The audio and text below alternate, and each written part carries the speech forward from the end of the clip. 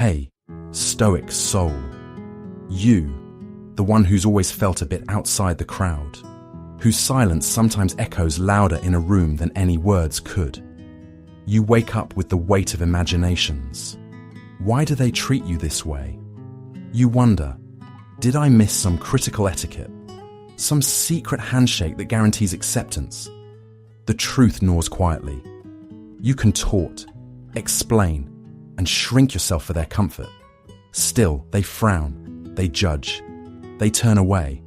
The ancient Stoics would tell you, what rattles people about you often says nothing about your worth and everything about their own storms. Breathe in. For tonight, we reveal the 10 hidden laws behind the shadows people cast upon you, faults you never truly owned.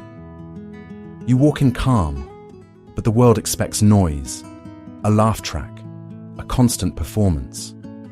Your silence unsettles them. They scramble to fill it, because stillness is a mirror. It reveals what they're running from inside themselves. The Stoics were warriors of silence. You are, too. And it awakens others' discomfort, like a ghost in the attic. You're sipping your coffee in the break room, taking your time like a monk attending the ceremony of Tuesday morning instant blend. Your co-worker, let's call him Chad, bursts in, exhaling sentences, like a leaky balloon. Weekend plans, weather, existential dread, more weather. You nod quietly, a serene mountain unmoved by verbal landslides. Chad laughs, perhaps nervous, perhaps desperate, because silence suggests you notice things. Maybe you know too much. Maybe you know he's the reason there's always one missing stapler. Your restraint is your power. Ancient Stoics would sit in long silence, pondering existence, or, more likely, why their toga wouldn't stop itching. They knew the world is not changed by shouting every thought from the rooftops, but by mastering the one battlefield that matters, the interior. So, you pause before you speak. You let that pause become a presence of its own, so heavy that even time fidgets, looking for something polite to do. The anxious crave noise, the way squirrels crave adrenaline, darting through every gap of quiet. A calm person unsettles with the simple refusal to join the circus. It's as if you brought a silent disco to a mosh pit. Everyone startles, unsure who's dropped the beat. Your quiet resolves are mysterious. In their imaginations, you're plotting either world peace or where to hide the office cupcakes. You smile gently, no need to clarify. In bus terminals, coffee shops, endless family gatherings, your tranquil gaze deflects chaos. The over-caffeinated aunt, the project manager on their 4th energy drink, and the toddler in a Batman cape all become aware, in your presence, of the swirl from which you quietly stand, removed. They sense the deep waters beneath your stillness. Some want to dive in. Others worry it hides krakens of judgment. They forget it's not about them at all. It's about your own discipline, your refusal to be pulled into the undertow of everybody else's anxiety. People tend to equate silence with judgment. The anxious mind fears your calm is a verdict or a rebuke. If you're undisturbed, maybe you're above it all. If you don't panic over the trivial. Did you catch that typo? Do you secretly hate Susan? Did you forget Casual Friday? What else might you overlook? Maybe the world's going to end and you're just going to breathe through it like some kind of philosophical yoga instructor. Yet every great Stoic knew that silence can be the sharpest blade. Even the Roman Senate wasn't immune. When the room fell silent, someone, somewhere, was sweating. Your tranquility is not withdrawal. It's razor-sharp focus. The inner discipline to witness the daily melodrama without auditioning for a part. A meteor could be hurtling toward Earth. You'd get blamed for being too calm as the sky turned purple.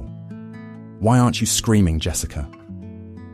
Because Jessica is built different. Jessica read Marcus Aurelius and learned that nothing outside her mind can truly touch her. The anxious don't get it, but deep down, they wish for a little of what you have. So let your presence unsettle a little. Let people think your heart rate is set by the tides.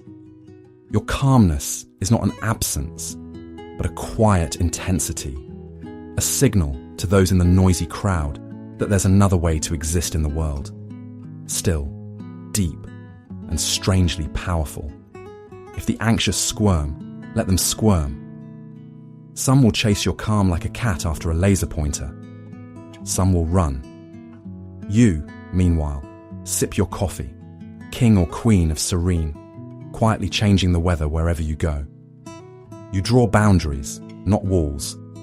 Yet when you say no, they hear rejection louder than thunder. You protect your time, your energy, your peace, and in a world addicted to yes, your sovereignty is mistaken for coldness. Seneca called it the dignity of self-rule, but to them, it's an affront they can't control. Boundaries are fashionable now, like oat milk lattes and self-care sundaes. But unlike a jar of artisanal almond butter, boundaries come with a strange aftertaste: guilt. Guilt that creeps up when you pause before answering a text. Guilt when you decline. Meeting invite labelled urgent. And isn't it odd how most urgent meetings could have easily been emails? And guilt when you admit, even to yourself, that you simply do not want to spend your rare Saturday assembling someone else's IKEA bookshelf. When you assert yourself like Marcus Aurelius defending his peace, you invite a catalogue of reactions. Some people will admire your resolve with wide eyes, as if you've just explained the mysteries of quantum physics using only sock puppets. Others, however, might treat your boundaries as an act of civil war. How dare you have preferences? Who authorized you to ration your own time? Ironically, the ones shouting, "Don't be selfish," are often the first. Ones lining up to RSVP for the all-exclusive "you do my favors for free" party. From childhood, we're trained to be agreeable, a chorus of "don't rock the boat" and play nicely with others. But as Epictetus would point out, there's a difference between healthy cooperation and sacrificing your sanity at the altar of people-pleasing. You're not a marshmallow at a campfire, designed to melt away at the first sign of heat. You're allowed to exist as a firm, congruent being, even when others would prefer you pliable. Yet, the psychological toll is real. You set reasonable limits, then find yourself overthinking your no as if it were a cryptic text. Did you use too many exclamation points? Not enough emojis? Maybe if you apologized 3 more times and threw in a gif of a sad puppy, it would soften the blow. Boundary setting becomes an emotional Sudoku. Every word carefully calculated, every move double-checked, lest you accidentally summon the ghost of social disapproval. But boundaries are not bunkers. They're the well-marked lines on a soccer field, ensuring fair play. Without them, the game devolves into chaos. People sliding into your DMs at midnight, colleagues scheduling quick calls during your lunch, relatives turning your living room into an Airbnb without warning. Stoics warned us, if you don't choose your path, someone else will pave it, usually right over your dreams. Resilience rises in the friction. Each time you defend your boundaries, you reinforce not just a perimeter, but a practice. You are telling yourself and the world that your peace matters. Each no is a small act of justice, a polite reminder that you are not the universe's suggestion box. You are a person, not an all-hours convenience store. So, next time your boundary feels heavy, remember, it's not your job to manage everyone's expectations. That's their luggage, not yours. Besides, you wouldn't help someone carry a suitcase if it was clearly labelled emotional baggage. contents may explode without warning. And if your no echoes through their lives, rattling a few windows, remember Seneca's serenity. It is better to live with gentle conviction than collapse beneath the weight of every yes you never meant. You excel, you deliver, but you don't parade your triumphs. Humility unsettles the insecure. Your quiet success casts a shadow on loud mediocrity. Marcus Aurelius wrote, "Don't waste time arguing what a good man should be. Be one." And that, to many, is intolerable heresy. In a world designed for maximum volume, where achievement often requires an accompanying foghorn, choosing quiet mastery is a subversive act. At the office, you may find that your work speaks so loudly it's deafening, yet you're the only one who isn't shouting. Your spreadsheets are flawless, your projects run on schedule, and your desk is suspiciously free of anxiety-induced snack wrappers. You're essentially the ninja of the workplace, unseen, silent, deadly to inefficiency, and yet you stir envy just by existing. To those who trumpet every minor accomplishment as if they just discovered fire, your calm presence is a dangerous reminder that value is not eked out through grandstanding, but from a deep well of competence. You're not a silent sufferer or a background extra in someone else's drama. Rather, you are the main character who refuses to audition for the role. You are playing chess in a break room full of people who think Candyland is a competitive sport. This humility is not lost on the ancient Stoics. Epictetus, the original "let your actions do the talking" type, said, "If you want to improve, be content to be thought foolish and stupid. You let your results do the PR. No need to shout from the rooftops."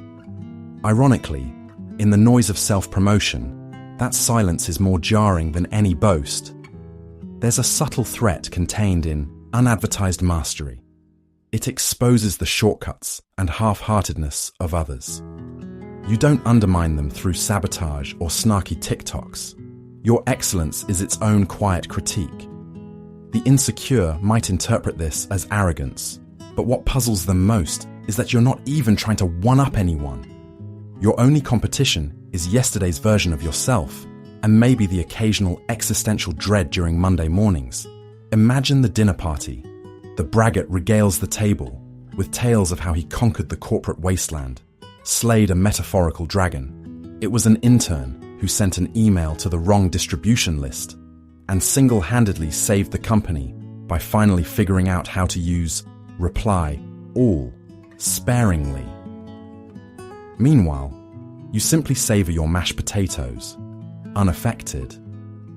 The hosts know, without you having to say a word, that you are the glue holding several unnamed empires together.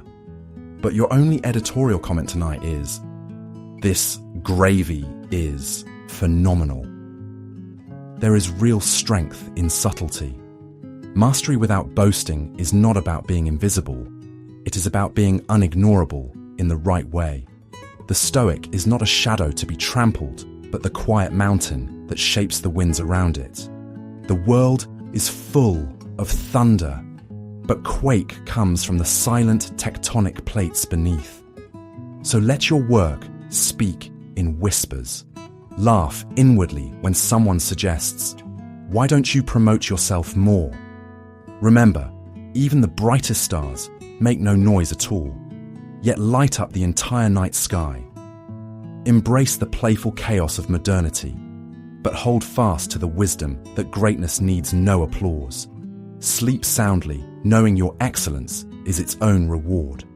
And never forget, a truly sharp sword needs no jangling scabbard to be respected. You stay calm during chaos.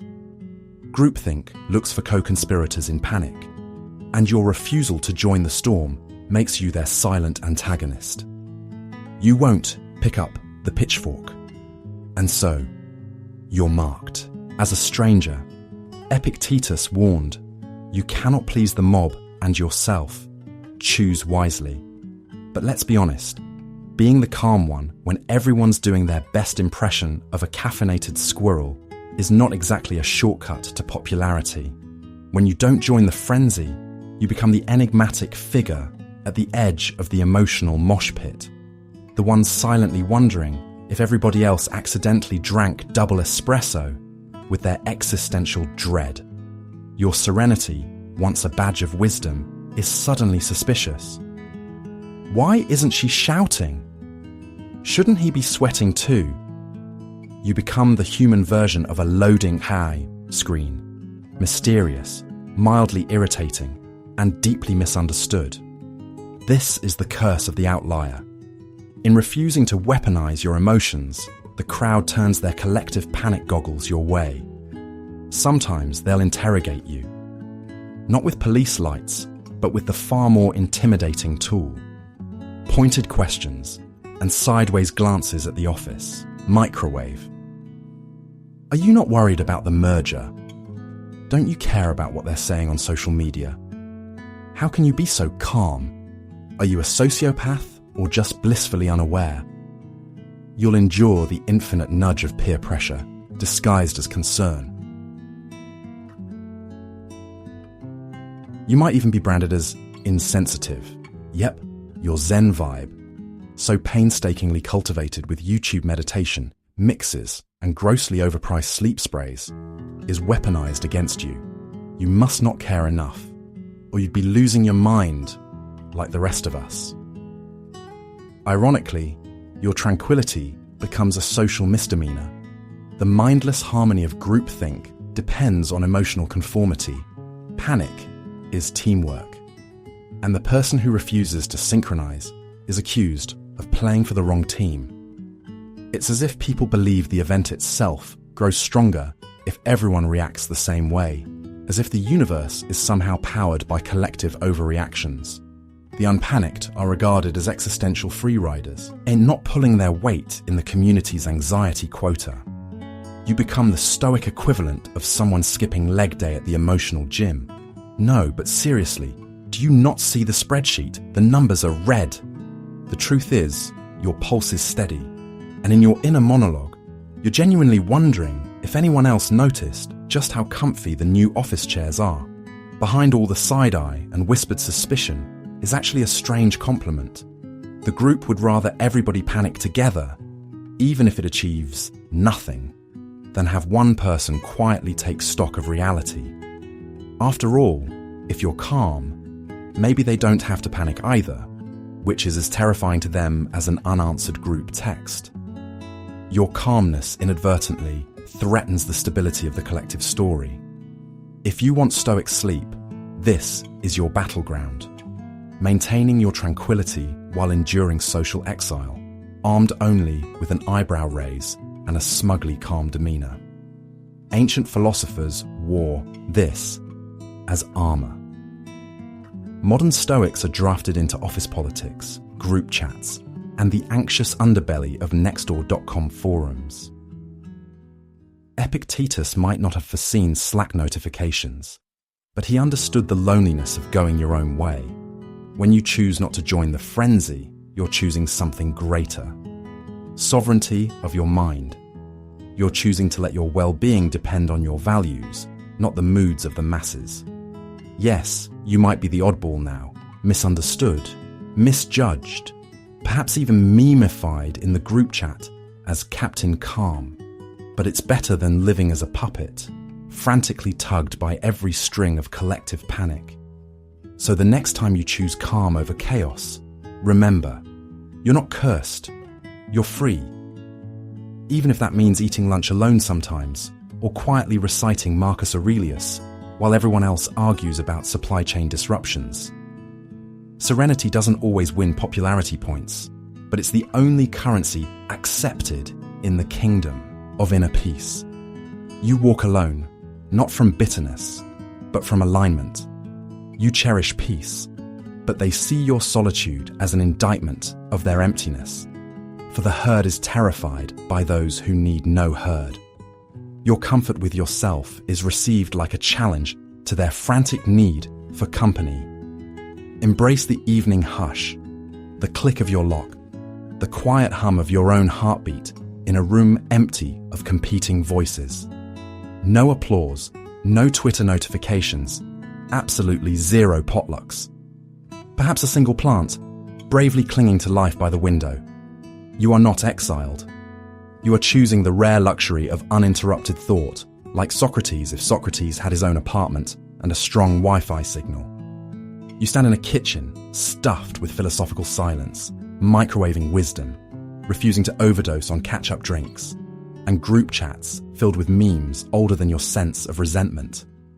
In solitude, your inner dialogue takes center stage.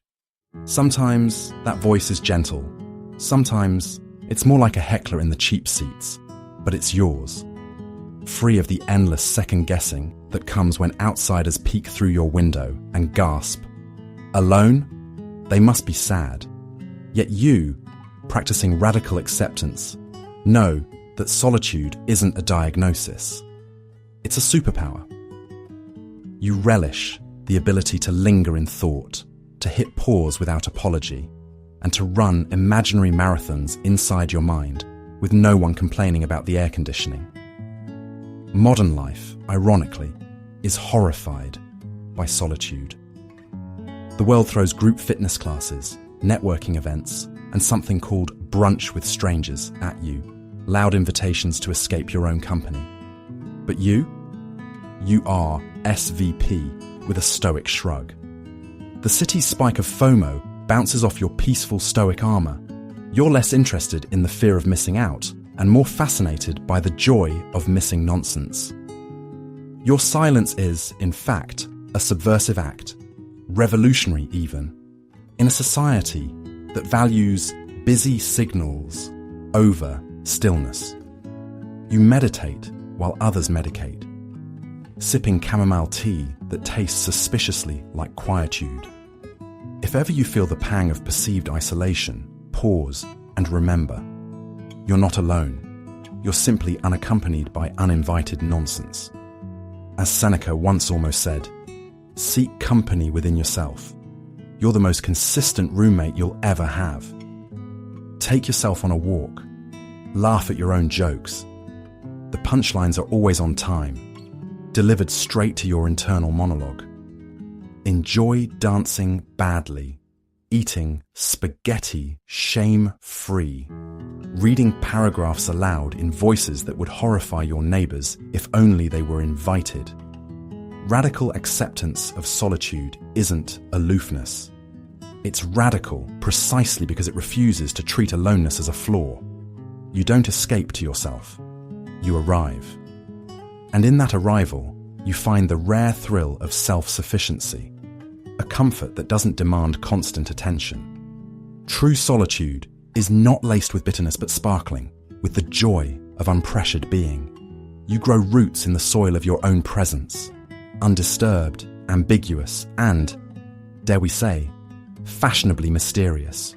So the next time someone asks why you're alone, with a look usually reserved for wildlife documentaries, smile quietly. After all, the rarest animals travel solo, unbothered, majestic in their gentle refusal to stampede. The world may long for the racket of the herd, but you, tranquil as a silent Sunday, have mastered the more difficult art, listening to yourself. Alone, you are enough. Alone, you are whole. Radical solitude, not just a path, but the wide, wild meadow where you can roam boldly, accompanied by nothing but your own courageous calm. You decline to chase trends, mindlessly scroll, or adopt every viral thought. This puts you outside the tribe. You see fads come and go, while they exhaust themselves in endless pursuit. The Stoics knew, what is popular is often pointless, but the crowd labels you stubborn, even, arrogant, for standing outside the stampede. Still, you watch the spectacle from a comfortable distance, as if overseeing a horde of wildebeest dressed in the latest fad-hued yoga pants, stampeding through the savannah of social media. Every week brings a new dance craze, a hot take, an apocalypse du jour. You, meanwhile, sip your beverage, which is not mushroom coffee unless you like it for non-trendy reasons. and marvel at the constancy of trend gravity. Anything that rises too quickly burns twice as fast, like a Roman candle or your neighbour's crypto portfolio. Stoicism isn't anti-cool, but it is immune to the virus of hype. While the masses swap old worries for new ones with the update cycle of an iPhone, you refuse to outsource your serenity to the whims of what's in. No algorithm decides what flourishes in your soul garden. Instead, you cultivate less glamorous seeds: patience, humility, and the rare plant known as actually listening to your grandfathers or stories. It's easy to feel isolated this way. At parties, you're the one not talking about the latest show, or that one influencer's unhinged take on carrot juice. And when you suggest a walk outside, you're met with expressions usually reserved for someone requesting to borrow a toothbrush. Yet, there's a tranquil pride in choosing your direction on purpose. Those who chase trends, the Stoics would say, are passengers on a runaway chariot, holding on tight, but utterly unsure who's driving. Epictetus might remind you, if you want to improve, be content to be thought foolish and stupid. So, you attend no cosmic bake-off, enroll in 0 online feuds, and resist the temptation to weigh in on controversies so fleeting they're already outdated by the time your Wi-Fi reconnects. You protect your peace like it's a password to an account with pictures of your dog you'd rather the public never see. You become a subtle rebel, armed not with burning hot takes, but with lukewarm observations gently reheated from ancient wisdom.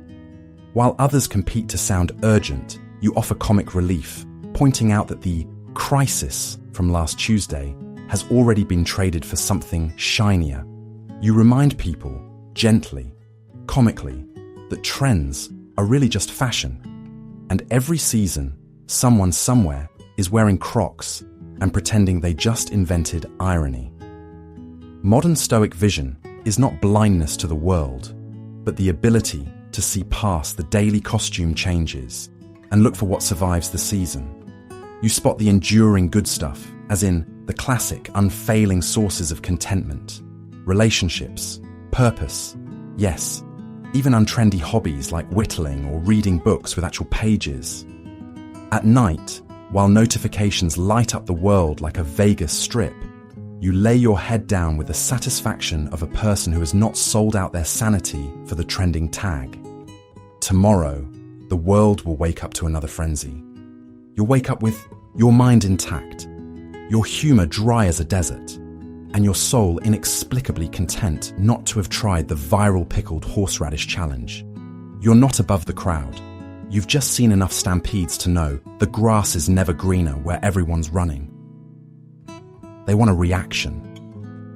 Your indifference is infuriating. When insulted, you don't rush to defend or retaliate. To many, turning the other cheek is an act of war. The Stoics mastered composure. So do you. Detachment is your armour, but the bitter want your wounds on display. Imagine walking down the digital boulevards of social media, strolling with confidence, when out of nowhere, wham! An insult, as subtle as a flying fish at a dry wedding, arcs through your feed. Maybe it's about your fashion sense, typing speed, or the way you pronounced philosophy in that one meeting. But instead of spiralling, you sip your metaphorical coffee and continue scrolling, as Marcus Aurelius himself would with a suspiciously a modern latte. Now let's explore your inner workings. Your brain, ever loyal, receives the insult with all the grace of a border collie being handed a tax form. The old habits might twitch, there's a pulse, a call to arms, but then something miraculous happens. You remember your Stoic toolkit, specifically the ancient but stylish power of indifference. Ancient philosophers didn't always have Wi-Fi, but they had an unbreakable Wi-Fi password on their emotions. Uncrackable. You're like a human, do not disturb sign, glowing neon. Epictetus, never one for melodrama, advised, if someone insults you, and you feel hurt, it's not the insult, but your opinion about it that hurts you. This is mental jujitsu, flipping emotional momentum with an elegant shrug. So, you practice this art.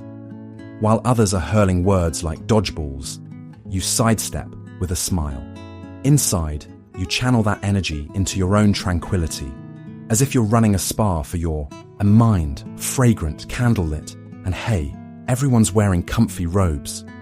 And what about your insulters, those poor, suffering souls?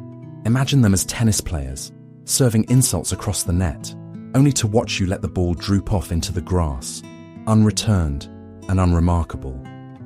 Eventually, even the most zealous heckler runs out of steam, exhausted by your lack of participation. Armed with indifference, your defense is invincible. It's not that you don't hear their words. It's that you recognize insults for what they are.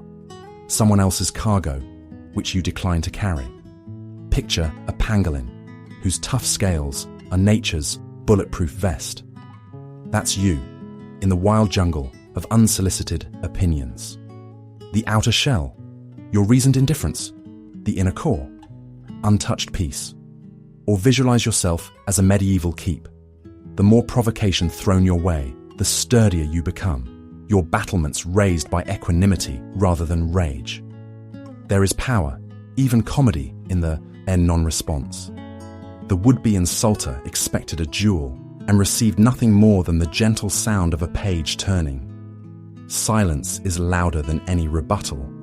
It echoes, forcing the insulter to hear only themselves. Sometimes, your lack of outrage leaves them more unsettled than any comeback could, as if you complimented their attempt and changed the subject to cloud shapes. Modern Stoicism doesn't mean you're a robot lacking feeling. It means you have a secret menu your emotions order from, and knee-jerk reactions are permanently out of stock. You know when a retort is warranted and when it's just a wind passing. Each unreturned insult strengthens your mind's calluses. Tough? Yes, but flexible. So as you lay back, let the words of others float by like distant traffic, audible but unable to disturb your peaceful windows. In this calm, you are untouchable. The grandmaster of composure, coffee still warm, turning every insult into an opportunity for grace. You aren't just unbreakable. You've made peace beautiful, and sleep now comes as a gentle reward for not taking the world's bait. You refuse to flatter or humor the emperor's new clothes. You favor honesty over harmony, integrity over approval. This unsettles those built on facades. Socrates accepted his fate for truth, and it cost him. Your quiet refusal to play along marks you for suspicion, even scorn. Commitment to truth rarely makes you the star of the party. Instead of regaling your neighbor with overblown stories about your crypto millions, you calmly admit you don't understand blockchain, and honestly, the only coin you care about is the one wedged under your couch cushions. There is relief in saying what is, even if it's not what others want to hear. It's the Stoics' version of a spa day. Honesty doesn't promise comfort, but it guarantees the clean sheets of a clear conscience. And let's remember, truth-telling is less about grand speeches and more about the small, daily acts.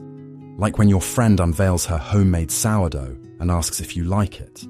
You don't launch into a critique that would simultaneously humble Paul Hollywood and send your friend into an existential crisis. But you also don't swallow a lie with your tangy mouthful.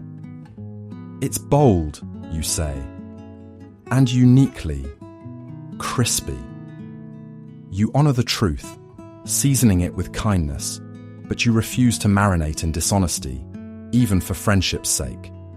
This takes courage, especially when the crowd expects applause, and all your instincts beg for the safety of silence. The truth sometimes arrives with all the elegance of a goat crashing a garden wedding. There you are, clutching your little stoic bouquet, when suddenly honesty barrels through, overturning the gift table. You can apologize for the mess, but you don't pretend the situation smells like roses. This act of seeing things as they are, not as we wish them to be, is at the core of what it means to live according to nature. To lie, even to smooth someone else's rough day, turns reality on its head and silences our internal compass. Strangely, to many people, truth feels like a slap, but the Stoic knows it's more like the bracing splash of cold water after a long dream. Uncomfortable, yes, but cleansing. You might lose a little warmth, a few friends, even your spot at the cool kids' lunch table. Socrates shrugged off the Athenian mean girls. He wasn't in it for the popularity points. In your own time, the cost may be fewer likes, unfollows, or a reputation for being a little intense. People ask for honesty, but what they really want is a gentle nod and a comfy lie. You, however, have mastered the art of the courageous truth, wrapped, when possible, in a soft, fuzzy bathrobe of compassion. There's also a deceptive allure to going along with untruths. Nodding along, even when that means agreeing that Gary from accounts is indeed reinventing synergy, admits you to a kind of secret society. The quietly complicit. The perks are fleeting, social ease, immediate acceptance, perhaps even a second donut at the office party, but the emotional hangover lingers. You know the party trick. Whenever you pretend to be someone you're not, your soul elbows you from the inside, whispering, "This isn't us." And so, you build your steady, stoic identity, one uncomfortable truth at a time. You're the friend who points out spinach in teeth, the colleague who won't fudge the numbers on the Excel sheet, the person who says, "Actually, I have no idea what's going on, but I'd like to learn." Over and over, you practice the gentle art of not being a liar, not just to others, but to yourself. Each honest moment is a brick laid in your fortress of character, unshaken by shifting trends or the powerful urge to make things easy at the cost of your integrity. By day's end, the world may see you as stubborn or even difficult. Yet, you rest with the tranquil, slightly smug comfort of knowing that your reality, even if a little drafty and less decorated than those built on showmanship, is sturdy. The Stoic does not worship at the altar of approval, but holds the candle of truth, even when it flickers, even when it stings the eyes. To see, to say, and to stand by what is. This is not the easy path, but the one most worth walking. Even barefoot, even in the company of a goat or two, you define your values, you hold to a code. While others bend for approval, you remain still and unmoved.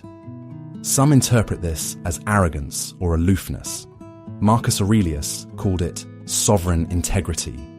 The masses hate what they can't tempt or manipulate. But the applause of the crowd is a fickle thing. Today's hero is tomorrow's heretic. And you can spend a lifetime chasing shifting standards, only to find your trophy replaced by a tomato. So you choose instead a stoic rebellion, to anchor yourself to your own internal compass. You decide, perhaps, after much trial and error, that your sleep and sanity are worth more than trending hashtags or Karen's approval on your potato salad recipe. Picture yourself walking through a city square, everyone glued to their screens, frantically polling for the right opinion. Some check apps not for directions, but for the moral weather report. Is it safe to like pineapple on pizza today, or will I be shunned? You, on the other hand, stroll through with the casual zen of a cat that paid its taxes early. There is a quiet strength in refusing to rush the carousel of conformity. It isn't always comfortable. You might lose invitations to the cool kids' table, or find your inbox refreshingly empty after announcing your refusal to fake laugh at the boss's jokes. But remember, Seneca once warned that if you wish to please everyone, you must say yes to everything, including things that make your soul itch. And who needs friends who only stick around if you hide the best parts of yourself? That sounds exhausting. And we both know you need your beauty sleep. Of course, living by principle sounds way easier than it is, especially when your group chat erupts with, "How could you?" after you declare you're taking a digital detox, or when someone asks your honest opinion and immediately regrets it. Think of it as a training montage. Rocky didn't grow stoic biceps by simply watching motivational cat videos. It takes discipline, self-reminders, and, yes, sometimes smiling serenely while people speculate if you're part robot. The truth is, when you set your own moral boundaries, you'll be misunderstood. People who can't sway you might call you cold. People who can't scare you might call you naive.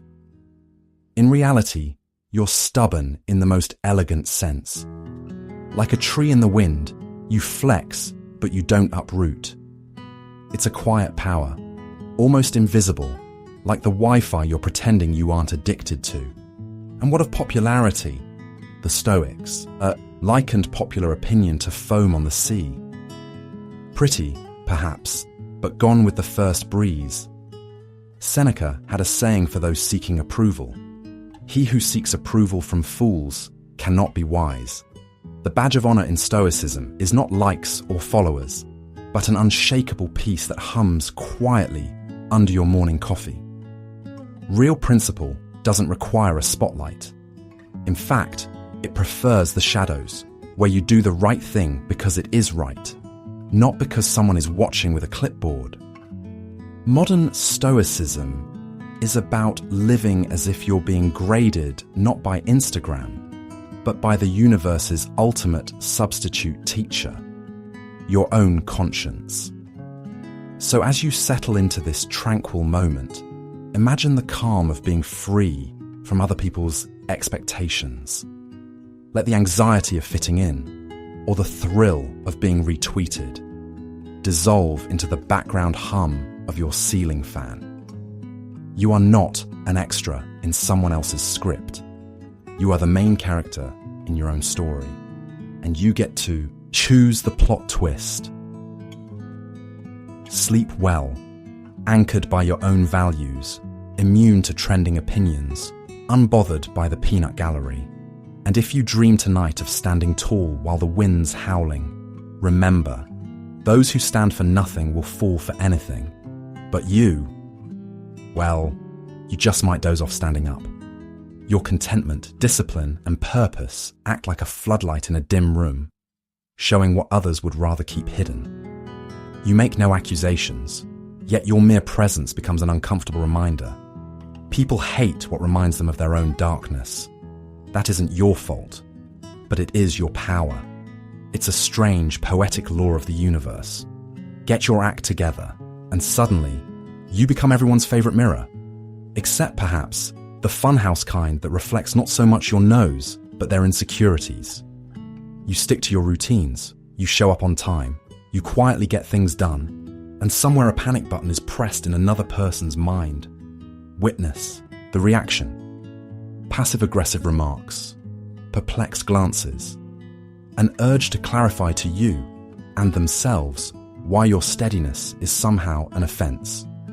What you are really doing, without lifting a finger, is exposing the gap between who they are and who they wish they were. Stoic serenity doesn't require an audience, but boy, does it draw one. Others watch, sometimes with admiration, sometimes with suspicion. Watch closely, and you'll see the difference between those inspired by your light and those who shrink away from it. The first group wants to know your secret. Spoiler, it's not a 7-day juice cleanse. While the second just wants you to tone it down for their comfort. You're not responsible for their squinting. Your illumination is not designed to criticize, only to reveal, to both yourself and anyone willing to look. Have you ever noticed how inner peace infuriates the chronically restless? Or how quiet confidence is read as arrogance by those who shout to fill their own emptiness? This is the paradox of progress. The more calm you cultivate, the more you put strangers into existential crisis. You could make a bowl of oatmeal and someone will feel judged. Maybe you wake early, walk with purpose, or say no thank you to gossip. Harmless choices, but somehow they're subversive acts to the insecure. You become the personification of no excuses, and that can make others itchy. But here's the cool, infuriating thing about light. It just is. It can't apologize for illuminating cobwebs. Likewise, your commitment to discipline and principles highlights shortcuts, cover-ups, and convenient forgetfulness in those around you. Not loudly, no banners, no pointed fingers, just a soft, persistent glow. Your ethics turn up the contrast on everyone else's shadows. That's not vanity, that's optics. Congratulations, you are a walking, talking, slightly annoying lantern. Sometimes you'll feel the backlash, gossip, withdrawal, the subtle attempts to chip away at your peace. Resist the urge to shield your lamp or lower your standards to make others comfortable in the dark. You are not required to dim yourself to soothe the sting of another's comparison. The world already has enough shadows. Your role is not to tiptoe with your flame, but to honor it, to protect it, to carry it steadily, even when it paints other people's dust motes in crisp relief. The Stoics understood this well. They knew that inner clarity unsettles those who choose confusion. Marcus Aurelius wrote, "The tranquility that comes when you stop caring what they say, or think, or do, only what you do. It isn't rejection from others you should fear, but rejection of your own integrity." When you live by principle, discomfort from others is proof you're probably on the right track. Let this truth settle in, like the last sunbeam before nightfall. You are not here to be understood by everyone. You are here to be true to yourself. The Stoics remind us, others' hatred is often a sign of their own confusion, not your failure.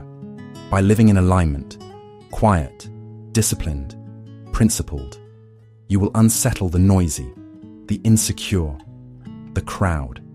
That is not your burden to fix. It is your proof of strength. Give yourself permission now to move unbothered, to walk free, to let your peace be unshaken by the storms of others. You don't need their permission, nor their approval, only your own unwavering respect. So tonight, rest with your dignity unbroken. Let go of their confusion. Hold tight to your calm. You are the proof. Walk quietly.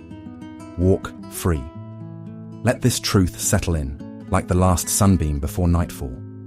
You are not here to be understood by everyone. You are here to be true to yourself. The Stoics remind us, others' hatred is often a sign of their own confusion, not your failure. By living in alignment, quiet, disciplined, principled, you will unsettle the noisy, the insecure, the crowd. That is not your burden to fix. It is your proof of strength. Give yourself permission now to move unbothered, to walk free, to let your peace be unshaken by the storms of others. You don't need their permission, nor their approval, only your own unwavering respect. So tonight, rest with your dignity unbroken. Let go of their confusion. Hold tight to your calm. You are the proof. Walk quietly. Walk free.